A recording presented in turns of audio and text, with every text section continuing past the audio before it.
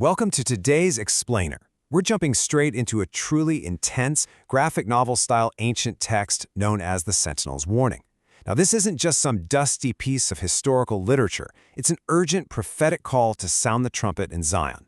We're going to use theology, philosophy, and philology to trace how moral rebellion has actually evolved over time. We'll see how it shifted from an obvious outward defiance in the ancient world to a much more hidden, insidious betrayal today. Let's get right into it. This opening quote hits us right out of the gate, doesn't it? It hooks us directly into the core problem. The foundational issue the author is warning us about isn't an outright vocal rejection of the king.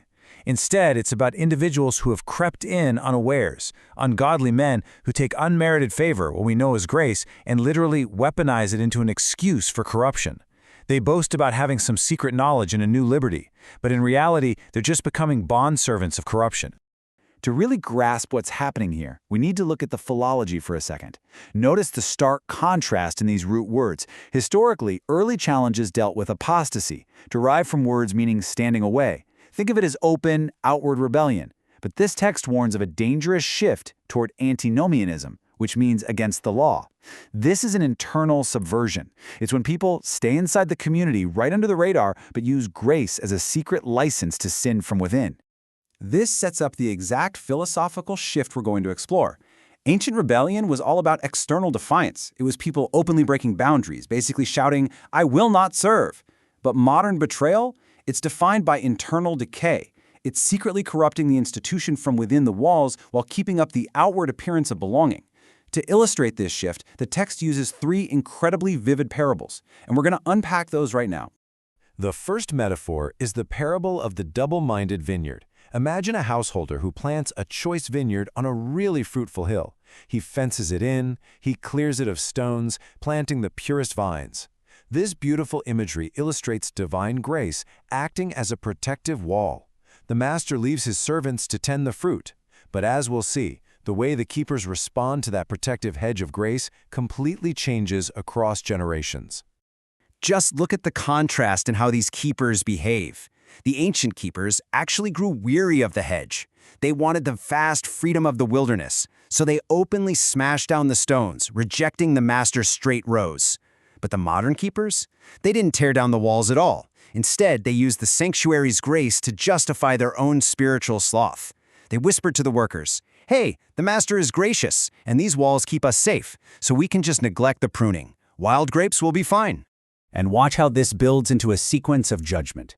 First, the ancient rebels who broke the walls are inevitably destroyed by the wild beasts of the forest and the desert heat. Following that, the sun comes and restores the vineyard, strengthening the walls with a new covenant of grace. But look at the final step. When the master returns, the modern keepers who indulged in sloth inside the walls are cast into outer darkness. This brilliantly shows us that internal corruption from within the sanctuary draws an even harsher judgment than external ruin. Okay, so that brings us to the second parable, which deepens this descent into betrayal. This one focuses on a deep well of living water dug by a king in the middle of a parched land. It shifts our focus from the physical boundaries of a vineyard to the philosophical danger of diluting truth. The water here represents pure doctrine, with a covenant that all who drink from it in holiness will never thirst. Again, we see a fascinating comparison of the defilers. The ancient faction was openly arrogant. They completely rejected the king's living water, casting bitter herbs and filth into the spring, proudly declaring they just dig their own cisterns. It was total outward rejection. But the modern false prophets? Much more insidious. They didn't openly attack the well. They subtly, secretly channeled foul marsh waters into the aqueducts, mingling the holy seed with the chaff of the world. And their deceptive messaging is absolutely chilling. They cry out to the thirsty crowds, "Drink freely, for the king's water is abundant, and he is too kind to examine the clarity of the stream." It is a profound, twisted abuse of divine kindness. They use the king's abundant grace to justify passing off spiritual disease as truth. They are hidden reefs in the feasts of charity, tricking the crowds who end up praising these teachers while their own souls wither. Tracking this historically reveals a pretty tragic irony.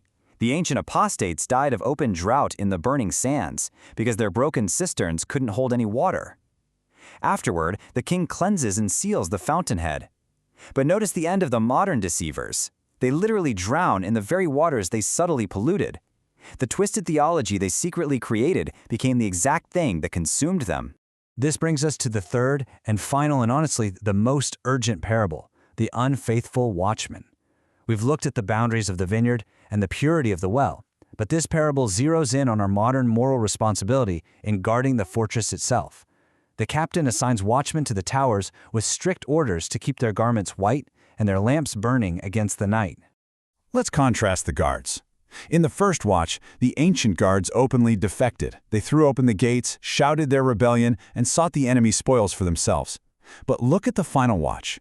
These modern guards keep the gates firmly barred. They are proudly wearing the captain's uniform, but secretly, from the battlements, they are signaling the enemy with torches, trading the citadel's secrets for silver, and harboring the enemy's counsel in their hearts. What's so deeply unsettling about this line is the hypocritical comfort it offers. Peace, peace, the gates are shut and we are secure. These hidden traitors speak smooth words of comfort to the garrison, maintaining the complete facade of duty and protection, all while actively betraying the fortress from within.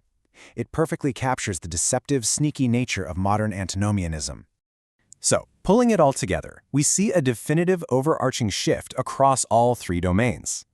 Whether we are talking about the broken stones of the vineyard, the dug cisterns of the well, or the opened gates of the fortress, ancient sin was undeniably open and outward. But modern sin, neglecting the vines, channeling marsh water, signaling with torches, it is entirely hidden and internal. It's a calculated subversion of grace disguised as obedience. Having taken us down into the dark reality of this hidden betrayal, the text sharply pivots. We get this intense, prophetic crescendo, a diatribe meant to jolt the reader awake. The author is sounding the trumpet against these deceivers, describing them as clouds without water, carried about by winds, and late autumn trees without fruit, twice dead, plucked up by the roots. To absolutely dismantle this sophisticated, depraved theology, the author points back to specific historical challenges of the early church, what we can call the triad of doom. First, the way of Cain, which represents murdering the souls of the weak with flattering words. Next, the error of Balaam, which is selling the truth for worldly esteem and reward. And finally, the gainsaying of Korah, the arrogant rising up against the unbroken counsel of God. These aren't just old stories, they are the exact blueprints of modern spiritual decay. The text pushes the contrast of judgment even further. The wilderness rebels sinned openly in the daylight, but the modern deceivers commit their treasons in the dark chambers of their imagination. The crucial point the author is hammering home is that pretending the cross is a license to ignore holiness is a far deeper, more insidious betrayal than the open sins of the wilderness. Their condemnation slumbers not. But it's not all doom and gloom. We are left with this incredibly grounded, earnest call to action. It bridges these ancient theological concepts right to our modern ethical responsibilities. The text demands that we awake from sleep, actively cast off garments spotted by the flesh, return to the faith that was once delivered, and most urgently, snatch our companions from the fire of deception. Which brings us to the theological climax.